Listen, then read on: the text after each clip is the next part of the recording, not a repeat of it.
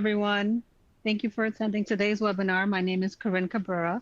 I'm going to give everyone about 2 minutes to join in before we officially start. I will see you then.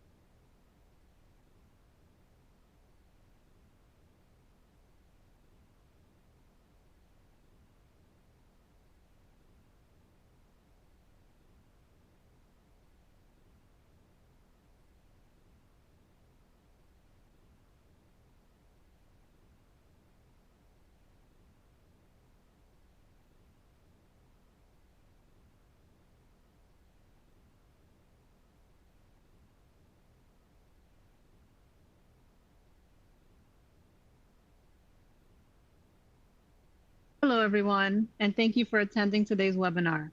Security is a mission, not an intermission. Presenting today, we have David Balcar, security strategist and cyber profiler for VMware Carbon Black. Before we begin, I would like to go and cover a few housekeeping items. At the bottom of your audience console are multiple application widgets you can use. If you have any questions during the webinar, you can submit them in our Q&A box, and they will be answered at the end of the presentation. You may also expand your slide area by clicking on the maximize icon on the top right of the slide viewer. If you have any technical difficulties, please click on the help widget. And if everyone can please take a moment to fill out the survey at the end of the webinar, that would be great. And with that, I will pass it off to David to kickstart today's presentation. Well, thank you so much. Welcome, everybody. I see you have a huge crowd today. Awesome. Well, we'll just kick right off and get into it here. So a little bit about me. I am a security strategist here at VMware Carbon Black. My background is actually in pen testing, IR, and forensics. I do work with a lot of law enforcement agencies around the world as well, Europol, Interpol, that kind of stuff. I know there's a lot of craziness going on right now, but even in the cyber world, which we're going to get into here in just a few minutes. If you do have any questions throughout the environment, please drop them in the Q&A. I'll try to answer them during the presentation as well. If not, I'll definitely get to some questions at the end for everybody. So again, welcome and thanks for coming today. So I always like to kick off, we have this huge threatscape out there. We have everything from, DDoS attacks, hacktivists. There's been, the two biggest right now are hacktivists because of the world stage, and then DDoS attacks. We've actually just in the last 30 minutes or so, I've seen another report where some of the largest DDoS attacks have been going on with a new HTTP2 0-day. And so, just hundreds of millions of packets and connections getting reset, trying to bring down sites. Amazon, AWS, Google, and Cloudflare all seeing huge spikes in DDoS attacks. So if you're seeing any slowdown in internet today, that's one of the reasons for sure. We have, insider threats. We got your nation states, your APTs, and I'm going to be talking a little bit about that today too. So as you can see, what's the biggest thing, right? As defenders, the bad guys, nation states, whatever, they keep driving right around our defenses. Now, in this simple picture it's one layer of defense. You've really got to do that defense in depth. And I think a lot of people like, oh yeah, I've got this and I got that and I got this, but they're really not in depth. They're just point solutions. So you really kind of have to bring everything together, and hopefully I can answer a lot of those by the time we're finished today. So just some funny pictures. So I took this picture back several years ago, 2014. I got out at this restaurant, and you can see that not only did they not plug in the camera, but they didn't even plug in the power strip that was supposed to plug in the camera. Now, just recently in the last couple weeks, I actually went back to that restaurant and said, oh, you know what? I need to take a picture again. So I took another picture of it, and guess what? Camera's still there, the power strip is gone, and the power brick is gone, and the camera's just sitting there still, exactly in the same position after all these years. So I don't think they're getting much security value as that. I guess that's the ultimate shelfware, is what we could say. If you've ever heard of BYOD, this is BYOFS, bring your own fire extinguisher. A lot of SOCs always have to, have those tools ready to go. Now, as far as an APT, now I always ask, usually when a live audience, I'll say, hey, raise your hand if you've, ever taken apart equipment as it comes in. This was a suspicious daughter board that was in a bunch of Cisco switches that was sold out of China. And we'll just kind of get a little bit closer view up. If you want to see, if anybody wants to post in the Q&A what you think that is, real quick, I'll give everybody a couple seconds here, what you think that device might be.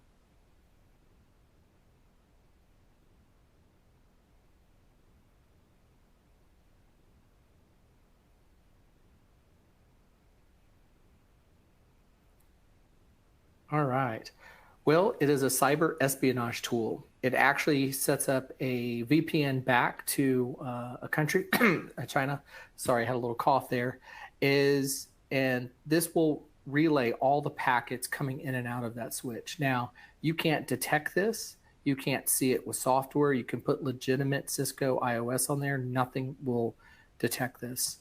You've got to physically take the equipment apart. I know what I do as I get new equipment in, and I've got vendors and stuff giving me equipment to tear apart and reverse engineer, that kind of stuff, looking for this stuff.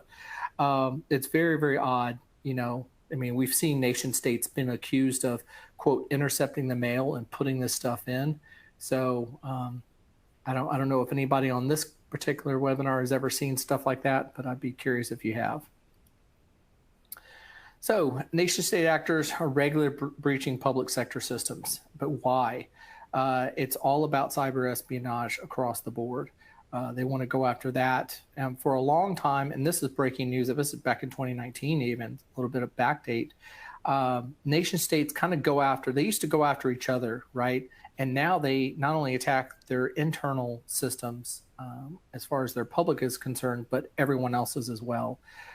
So they've been looking for breaks in the armor. What if there's a cyber, basically a cyber Pearl Harbor, which, people are always talking about. That's huge, right? And a lot of it's all about espionage, seeing what the other country or entity has that they can either A, take advantage of, B, be warned before something might happen as well.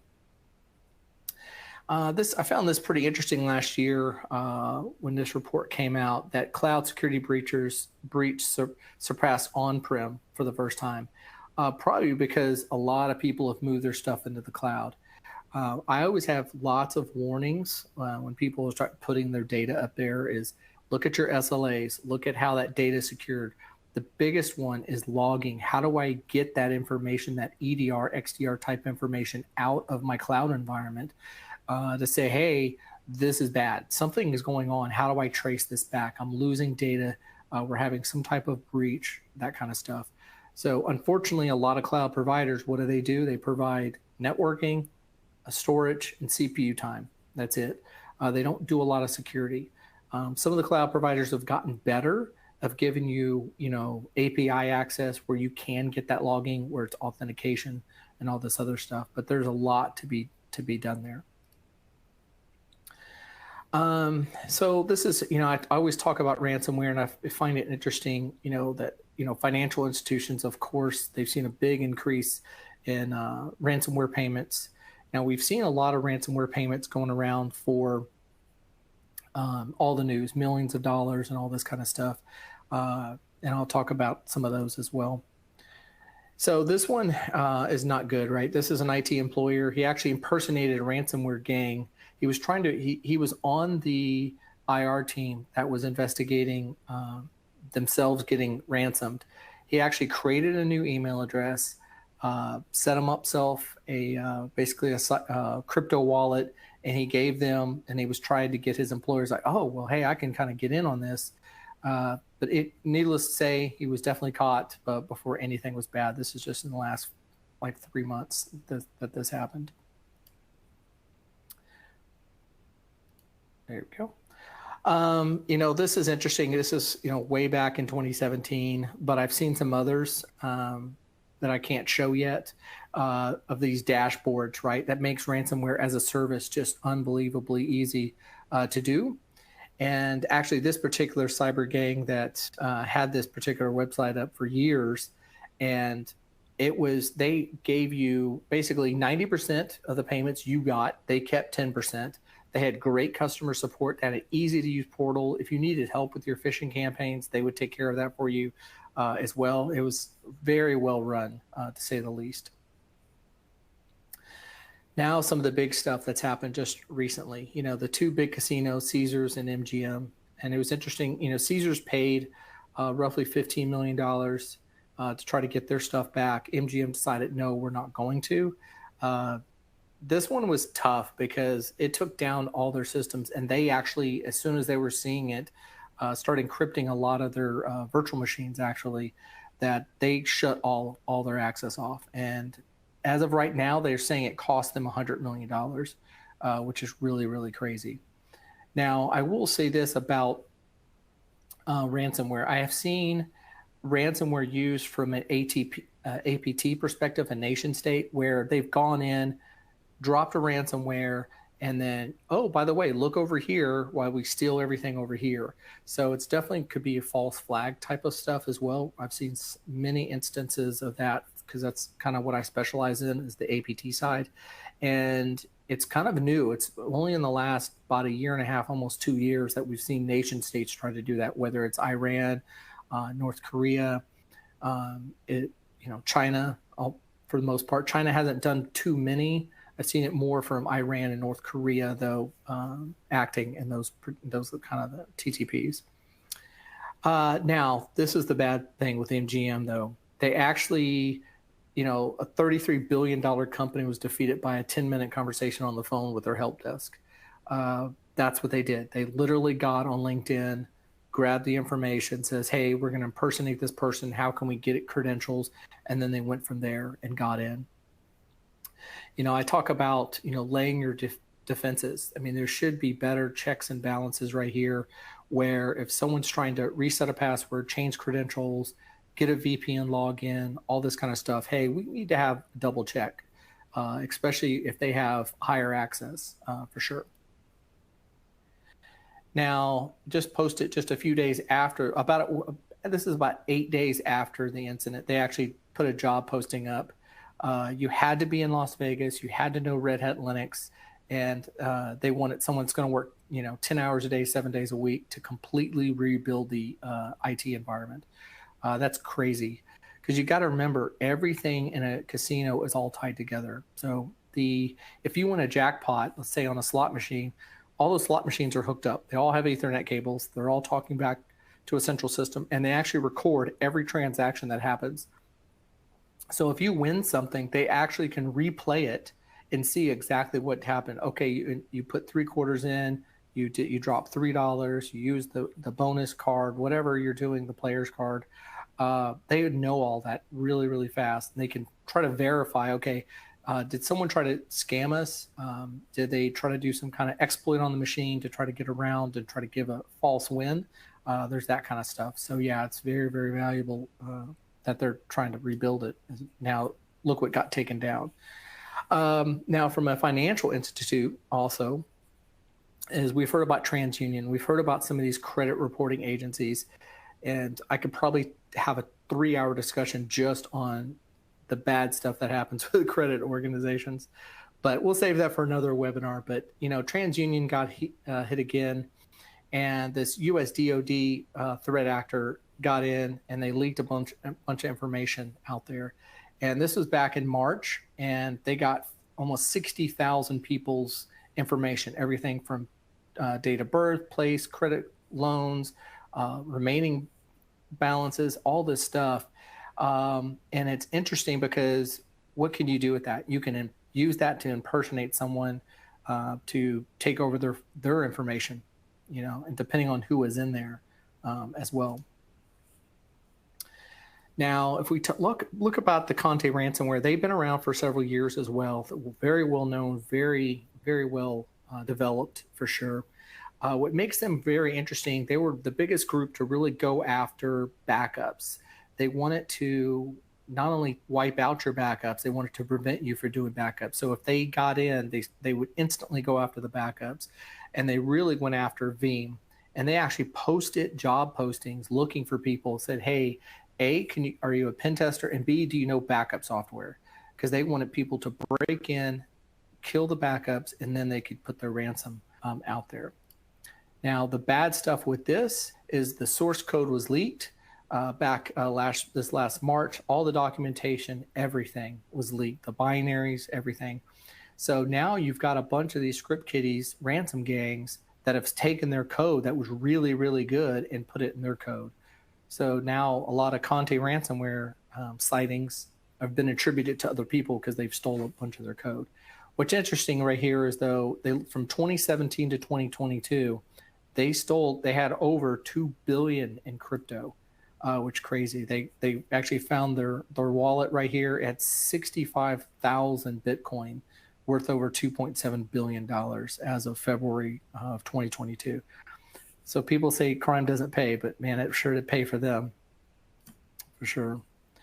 Then we got this exomorph banking Trojan. In the United States, we don't see the banking Trojans as much. We definitely see it in South America and Asia. Those are the two hot spots for banking Trojan.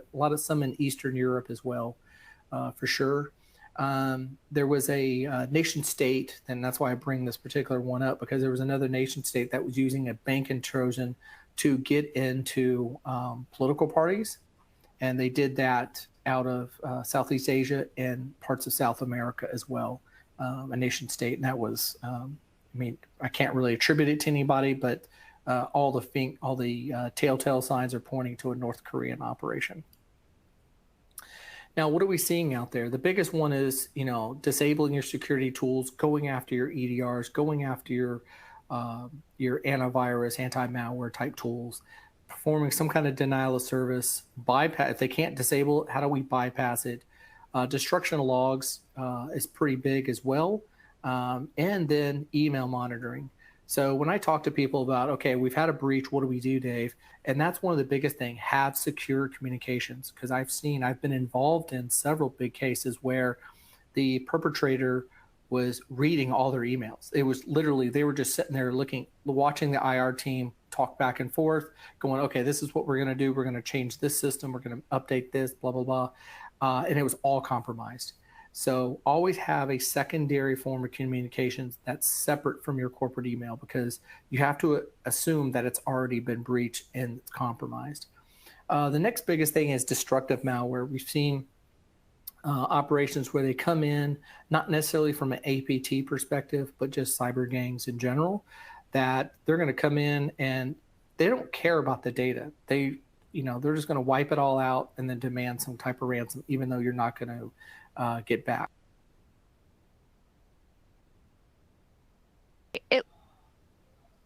Did he freeze? I was going to say we have a couple questions.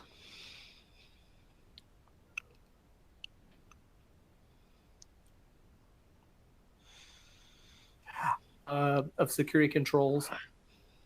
Hey, it looks like you froze for a second. Okay.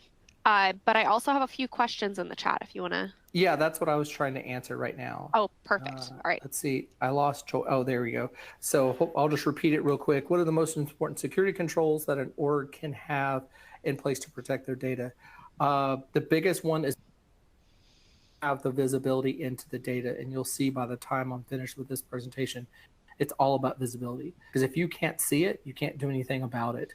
That's the biggest thing. You can have all the defense in the world, but you've got to have that visibility across the board. What are the latest trends in data breaches and how can organizations prepare for them? The biggest trends in data breaches are double extortion, where not only have they taken your data, but now they've encrypted your data. Now they want to you have to buy that key back from them so you can decrypt it. And then they said, oh, well, by the way, since we have all your data, you need to pay us again. Otherwise, we're going to drop it out on Pastebin somewhere. So those are definitely the biggest ones. Let's see, Steve, top recommendations to stay safe from data breaches. Man, I guess a top recommendations is be prepared for it. Be prepared for the breach because it's going to happen, especially in the world of APT. If we look at what happened several years ago with the Vault 7, Vault 8, shadow brokers, that kind of stuff, nation state type tools got out in the wild, and these gangs are using them for sure. So the best thing to do is protect everything you can. Make sure you're protecting your crown jewels. Make sure you're monitoring that stuff, and make sure you're prepared for it. Whether it's offsite backups, tape backups, prepare for that as well. James, and this will be the last one, and I'll keep going here. James says, how do APTs evade detection and persist on networks? A lot of the times it's going to be a 0 day, right? It's going to be some way they're getting in, whether it's a phishing email that has some kind of unknown attachment. People are clicking on stuff. It happens all the time. A lot of it's silent. I worked a particular case for another casino, not MGM or Caesars. I wasn't involved in that one, but another one where they had gotten in and they did nothing for almost 6 months. The attackers were in the network. They were performing recon. And that's the biggest thing, right? So they're evading detection because they're using tools that are already built in. So you have to be sure you've got good visibility into security tools, what's happening on the network because it's that lateral movement. And this particular one, their beacon was every 31 days because they looked in their system, they knew they only kept logs for 30 days. So guess what? They would beacon every 31 days for their malware saying, okay, do I have anything to do? So that's how they're doing that. Perfect. Great questions. And I'll get to some more in just a few minutes as well. Of course, what we're seeing out there, over 40% of the ransomware involves double extortion. We just went over. My big thing, especially around ransomware, is don't pay. You can see this one web hosting, they paid over $1 million. Colonial Pipeline paid over $5 million. Interesting with Colonial, though, it was so high profile that they had multiple 3-letter agencies in on that, and they actually were able to recover about $3 million in crypto back from that ransom. So they got it definitely because it was such critical infrastructure. The biggest thing with them, though, is I think they did a pretty good job for sure, and I've talked to those guys and girls over there. The biggest thing is what people don't understand is they just shut systems down, even stuff that wasn't part of the ransom. They were shutting it down, and they control so much pipeline. Every few miles they have a station where they can watch and monitor. It's all run by ICS and SCADA type equipment that relied on computers, unfortunately. So they've got to have some backups for that stuff to keep manual. So, the biggest thing with them, why they weren't shipping oil and fuel up down their lines, was they couldn't do the billing. That's literally what it was. So that's a little tidbit for anybody that would like to know. JBS paid over $11 million to do this. Now Caesars is atop that as 15. There was another insurance company that paid close to $20 million to get the ransom back. You've got to have ways to get your stuff back. Online backups. A lot of people are like, oh, well, Dave, I got cloud backups. Well, if they get your administrator account, guess what they're going to go after? They're going to go try to take that offline. So you can't get to it. And if your internet pipe is down or it's not big enough to handle all the terabytes coming in, it won't matter anyways. You could still be on offline for several weeks for sure. So if you ever get a chance, check out the nomoreransom.org site. It was actually done by a couple security partners, Europol, Interpol, and now this is several years, like almost 6-7 years ago now that they started this. Everything's free. They give you some great advice up there. They have a ton of decryption tools. So all you have to do is get on there. You You can upload a couple little small files. They'll tell you what kind of ransom that you have, and if they have a decryptor. If they have it, boom, you download it, go to town. They're constantly updating. So if any of the law enforcement or private companies get decryptors or build decryptors, they upload them immediately up to here so people can get it. So it's a great site. I need to be getting kickbacks for that one, but yeah, it's a really good site to go check out. So some good news for sure. Actually, the FBI, German, and Dutch. The Dutch have some of the best cyber task force out there for sure. I have had the honor to work with those guys in the past. They actually went after this one ransomware group. This is just in January, part of the Hive network. They actually provided over 300 keys to victims that were under attack and over 1,000 that have already been attacked that they were able to pull back down. So that's really, really good news. I'm glad they were able to shut them down. So how do we secure a business? The big thing is identify what's my risk, right? Hardening everything, prevent, and then detect and respond. Because we know we can't prevent everything, right? So we got to have is this idea of, hey, we know we can't prevent everything, especially when it comes to APTs and nation states, but how do I detect and respond to them as fast as possible? And I bring this up, especially in the cloud world where there's so much out there that people are not doing enough. Get with your provider, say, hey, I gotta have API access. I've gotta have access to this data to know where if someone's just sucking all the data down. I mean, there was one incident that I looked at about 4 months ago. They actually used the APIs against them. They actually got in, their APIs had glaring holes in it, and they used the APIs just to download all their data. But if they had some kind of monitoring for that, they would have seen that. They could have put a stop to it for sure. So let's answer a few more. Let's see. Steve Mark, please help me know more on the definition of the terms cloud incident. Cloud incident, for sure. So if you have something like setting up on AWS, there's been lots of open S3 buckets, that kind of stuff, broken APIs, access control that has, the authentication's not working.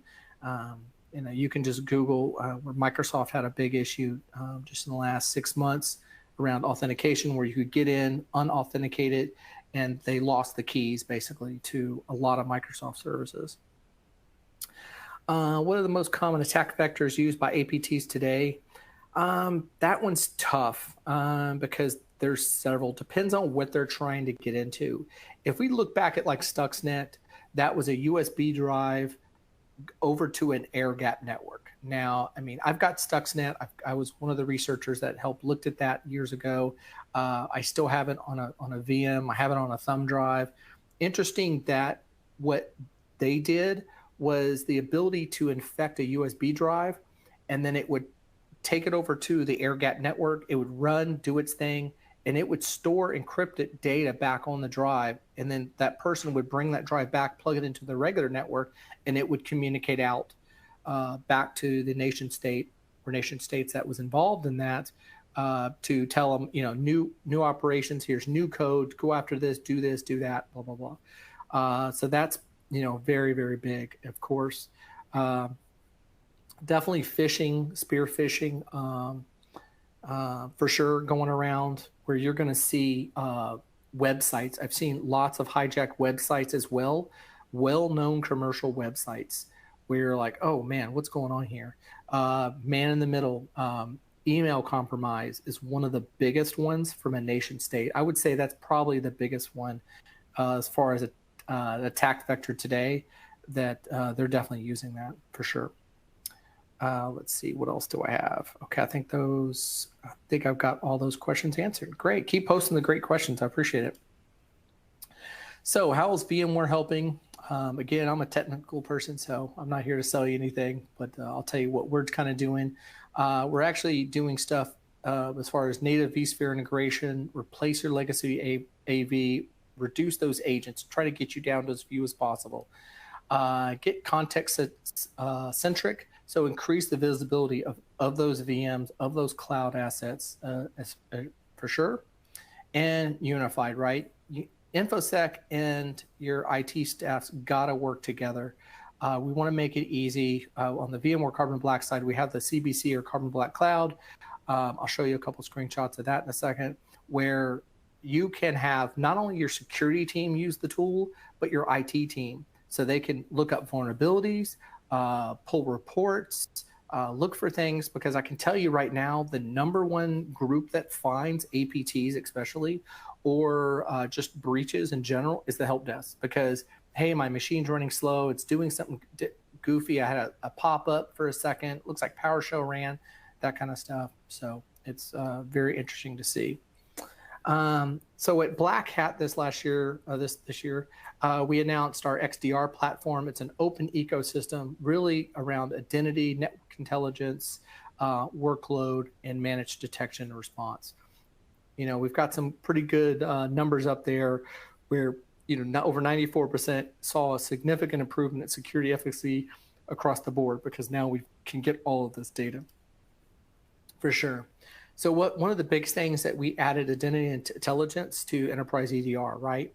So not only can we contextualize it from left to right here, but we can start to identify that anomalous authentication activity, and then we can start looking for and hunt for that lateral movement, because that's what happens, right? They get on low-end workstation because, hey, the admins usually have a better password or two-factor, that kind of stuff, and then they're going from there. Then we also have the network visibility, and we've combined all this together. So now from one console, we can see all this. If you're a current customer, or if you have the Carbon Black Cloud, it deploys, there's no changes to the infrastructure. And it actually takes, let's say you've got 5,000 machines, you can actually turn those 5,000 into IDS boxes and XDR across, instead of having one at the edge of your network, imagine having those 5,000 all giving you data, looking and say, hey, this is lateral movement. So now we can pick up for that APT dropping in on a spear phishing attack, and then they use tools against you, right? They're going to evade, they're going to try to, delete, turn off, obscure your EDR type functions and your AVs and stuff. But what about all the other devices that are still running? Now we can start catching them coming across the wire as well. So from what we can see, and this might just be huge right here, but this is I'm just going to show you a couple quick snapshots of what you get. Think about the CBC as your network video recorder, right? At the endpoints, whether it's Windows, Linux, or Mac, we're seeing every process, every memory, every reg change, every file change, all of it. In this particular one, if you notice right in the middle, it's PowerShell. On the right-hand side, we can see the full PowerShell command, where it came from, what it was doing.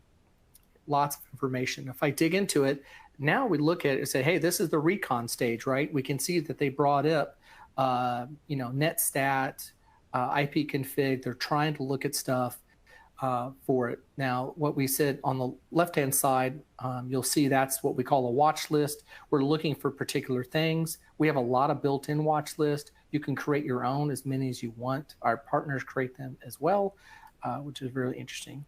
Then if we add in the authentication, the XDR, we're pulling apart that TLS. So one thing great is that we support JAW3 and JAW3S, which now you can do fingerprints across, threat actors. So if we see a C2 that's got a certain fingerprint, you can actually query your entire environment and go, hey, what's going on here? Has this threat actor touched any of my other machines and communicated out? So it's a perfect example of trying to go after and find APTs for sure. And then here, now we can see that lateral movement in that C2 communication. Again, we can track it, we can pinpoint it, and then now you have a fingerprint that it doesn't matter with JAW3. You can look up JAW3 Salesforce. That's the guys that created this. Really cool stuff, because now with that fingerprint, you can say, hey, not only is it been in my environment, but guess what? If they change the IP or DNS name of that C2 server, guess what? The fingerprint still stays the same because it's at the TLS communication side. Really, really powerful stuff. And I think we're going to see more and more vendors, security, SOC teams start using it. I've talked to a couple big SOC teams, and they were super excited to see this, because it takes all the manual work out of trying to do this themselves, for sure. Just from an XDR connectivity visibility, just like I showed you before, this is kind of the overview of what I just showed you, is we're seeing that recon on that one machine, that 194.132, all the way going across. We got the identity. Who was it? Did they escalate their privileges, get to another machine? Then they went to 134, and then they went after the perimeter, and then they went to other machines. Now we're going to see all those network communications and everything from one location. Now, if you don't get anything from my talk today, the biggest thing here is get visibility. And, you know, I was in the U.S. military, and we had a saying in the Navy was over the horizon. I need to see the enemy before they can see me. You know, I wish we had this kind of stuff to where we could, you know, get the cyber people, but, you know, offensive side aside, we can't, apparently we can't do that yet. Not this kind of visibility. Yes, this picture is real. Yes, I did take it. And I guess it's another use for duct tape, for sure. Let me jump in and ask a few questions here, or answer a few questions. What are the best practices for using VMware Carbon Black XDR to protect against APTs? Really, the kind of the best practices are get those watch lists built. Have your keys to the kingdom, whether that is the certain databases that you're trying to watch for, certain credentials, certain machines, your CX suite, your CFOs are getting compromised, your comptrollers are getting compromised because they're going after that money as well. So, I mean, watch lists are going to be one of the best features that you can definitely put in there and get those fine-tuned for that. Great question, Bill. Let's see. Let's see. Oh, another one, Bill and Steve. Real similar questions. I hope I answered both of those for sure. Let's see. What are the best practices? Ian asked, what are the best practices to improve our security visibility and reduce our blind spots? Is get it out there. Have XDR, EDR technologies across the board. Don't have it in just a subset. Whether it's in the cloud or it's running somewhere, public or private cloud, or on-prem or at a data center, you've got to get that visibility. Now, the biggest one that I hear that people are not getting visibility into right now are containers. So if you've got Docker containers out there, you're running Kubernetes, there's been a lot of no visibility into that. We actually support all that from a Carbon Black side, which is great. So you can tie directly into that, put it in your workflow. So you can see exactly from the console and say, hey, I've got some containers out there that have root access. Why? You know, put policies around there that says, hey, you can't spin that machine up. Because one of the biggest things I see is developers have this thing called the easy button, and it's called publish. And they click publish constantly. They're like, oh, look, I made a code change, publish. Guess what? Not check for security. You've got to have something that can protect you, especially for the container Kubernetes kind of thing. Around that protection for sure. So I hope that helps. I mean, there was one APT group that was going after containers probably about a year ago. I don't have that slide in here, but they definitely went after containers because there was no protections on it. And they knew they had no protections on it for sure. Let's see. Awesome. Well, thanks, Bill and Steve, for that. James, how can we use Carbon Black XDR to automate our security operations and improve our response time? The biggest thing I would say is APIs. So we're full open APIs. Yes, you've got to have keys and all certificates and all that kind of stuff to protect it. But you can use that to have either automatic quarantining going off, that kind of stuff, you know, to kill those connections, quarantine those boxes off. If I see this anomalous behavior, it meets these criteria, quarantine that box so they cannot keep doing lateral movement. And again, have those watch lists prepared and watching after the crown jewels of the company. And you'd be amazed at what people think are the crown jewels versus what they really are. It could be source code. It could be financial information. It could be employee information. What kind of information do I store? Do I store credit cards? Do I store passports and driver's license? A lot of people are like, oh, it's just HR stuff. It's no big deal. Well, guess what they're storing? They're storing a lot of the stuff. Some of it they probably don't need to be storing. That's the biggest thing. Make sure you have some type of, definitely encrypt at rest, but how do we get our databases running to where it's encrypted while it's running? So it's only decrypted for that split second to show on the screen and be done. The next biggest thing to automate it is definitely going to have those watch lists that are going to kick off, send an alert to your SIM, which in turn can do some type of action, right? If you have some type of SOAR system in place as well. Hope that answers your question, James. Awesome. Moving on here. Build for the advantage. That's what definitely, your systems better than anyone out there. So definitely build for the advantage. Where stuff should be. I know it's gotten tough over the last couple of years because everyone rushed out to put stuff out in the cloud, make it remote accessible. I've seen, this is the hard one to see, is a nation state going after home networks. Because guess what? Most home networks, not mine, I can, if anybody wants to know what I run, but they're very vulnerable. They're very vulnerable to hijacking, spear phishing, all this kind of stuff. A lot of times it was shared computers where I'm doing my work on my home desktop because my company either didn't provide a work laptop or I do not have a sanitized box to work off of as well. Real quick, Joy, do you integrate with other security solutions to provide unified and robust security posture? Yes, we do. We actually, if you go to developer.carbonblack.com, all of our APIs are up there.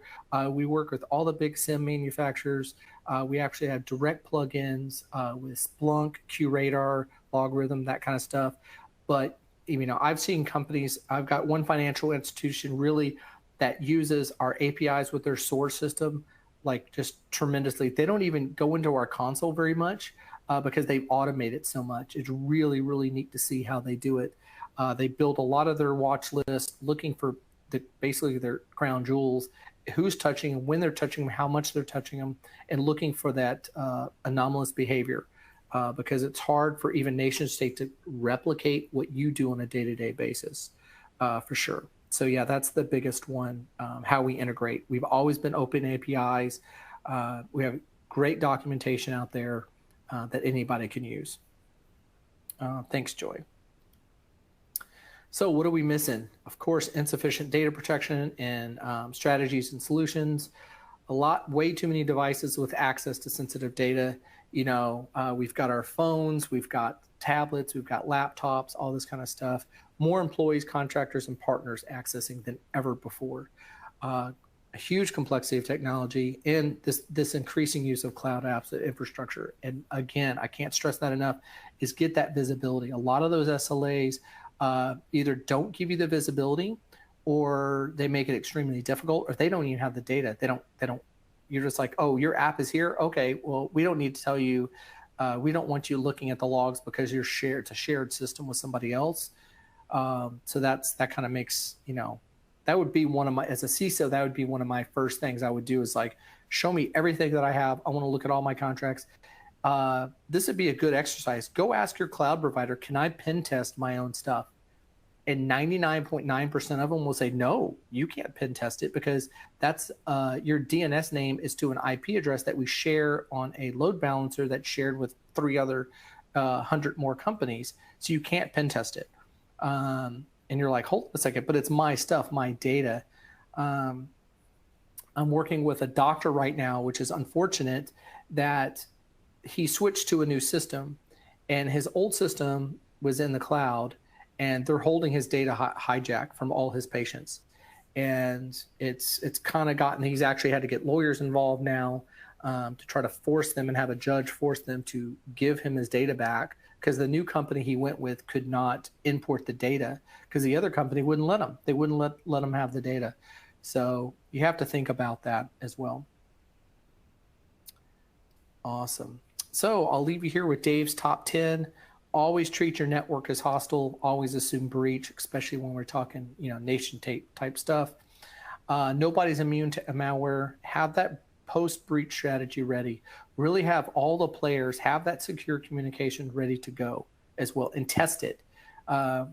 This scares. I gave a speech just about 4 days ago or so, and I had over 300 people. It was for a state. It was one of the states here in the United States, and it was interesting. It was every municipality. It was over 350 of them in this room, and I asked the question, who tests their backups? And I said, hey, who tested test it once a week? Nobody raised their hand. I said, okay, how about once a month? I had like 4 or 5. I said, what about every 6 months? I had about 10. Then I said, about a year, and I only had a few more people. I'm like, there were so many that never tested their backups. You've got to test that. Don't forget about the insider threat, of course. Always do number 2. All right, I know this is a family show. We'll come back to that one. Log everything and have unfiltered data. Now, when I say log everything, I don't mean every single packet. Yes, there's tools out there to do full packet captures. That's great if you have petabytes of data storage, but it's unreasonable for most companies. Is log all the metadata, all the DNS traffic, all those DNS requests, looking so that way we can see where patient 0 came in or what anomalous behavior is coming through from a C2 that we haven't seen or we have seen. Have that unfiltered data, that pure EDR, XDR data, where we're looking at all the file rights, all the reg mods, all the file scripts that are running, all of that stuff. Backup. Test your backups. Remember what I was just talking about, how much people don't test your backups. I'd be curious to see, how do we look to increase people? And you can automate a lot of the backups.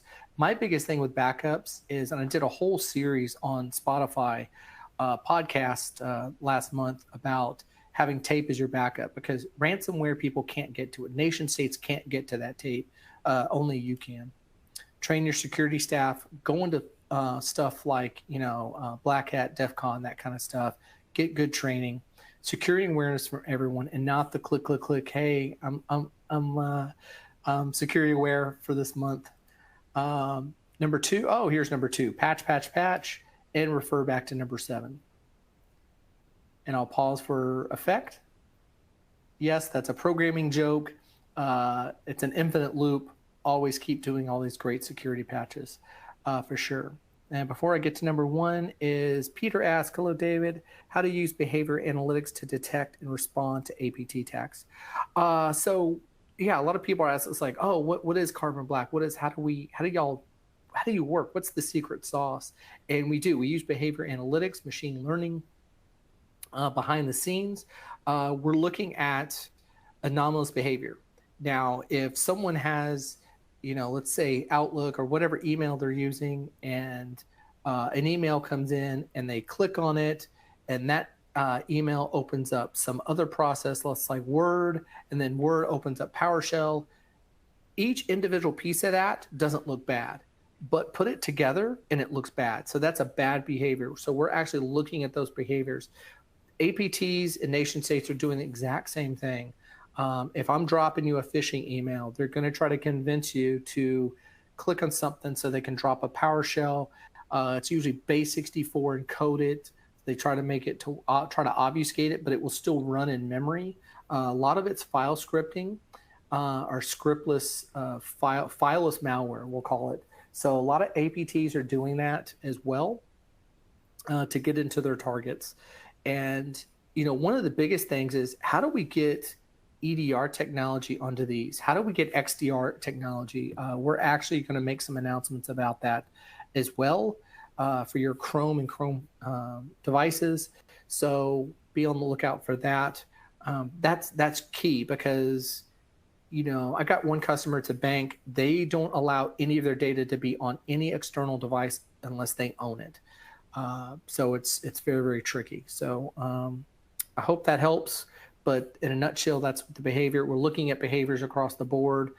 We actually now in the console, you can see we have network anomalous behavior analysis. So basically, we're watching your network for 6 or 7 days once it's turned on. and then we're reporting, said, hey, this is anomalous. What you need to look at this. This does not look good. Okay. Awesome. Great question, Peter. And number one, I'm sorry, Ryan Reynolds wasn't here for this talk today. Maybe next time we'll have to work on that. Busy guy. Knows, in all seriousness, security never takes a vacation. I like to go to Universal Studios, and even when I'm there, I've got my phone on me because always something seems to happen for sure. So that's my time today. Thank you so much for joining us today. I'm going to stick around here to answer any more questions. Please let me know how it went if you have any questions. Thank you, David. That was very informative. And thank you, everyone, for attending today's webinar and being such an active audience. Please don't forget to fill out the survey about today's presentation. Thank you, and have a wonderful day. Like I said, I'll still be on for a few minutes answering any questions anybody has, because I think we still have another 8 or 9 minutes. So.